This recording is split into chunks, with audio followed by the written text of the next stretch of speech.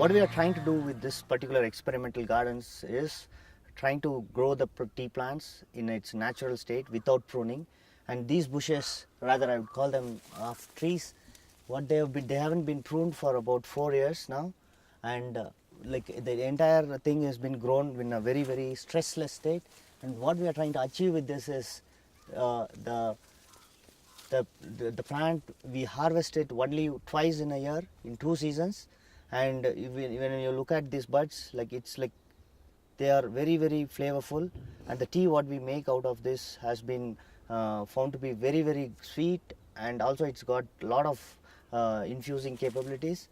And what happens is, with what we are trying to achieve with this particular thing, is to bring in more biodiverse and a natural habitat for the tree plants themselves, so that the plants grow in a very stressless state, and even the product what we get out of the tea leaves are very good in quality. So moving further, this is an experimental plot where we have done this particular experiment in about half an acre of these plants. The thing extends from here till the end where you would see that thing.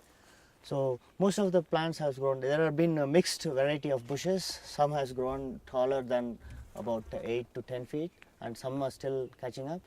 And over the time, what we are doing, trying to do, is bring in more diversity rather than just being a monocropped tea garden. We are trying to bring in more biodiverse, wherein we will try to plant in other varieties which is natural to this Nilgiri area. So that's where the flavor of the teas will be high. That's what we believe.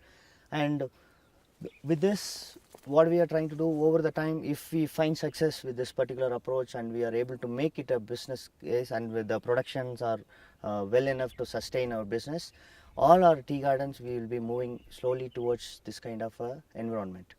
That's what we are attempting with this particular thing in Teaneer.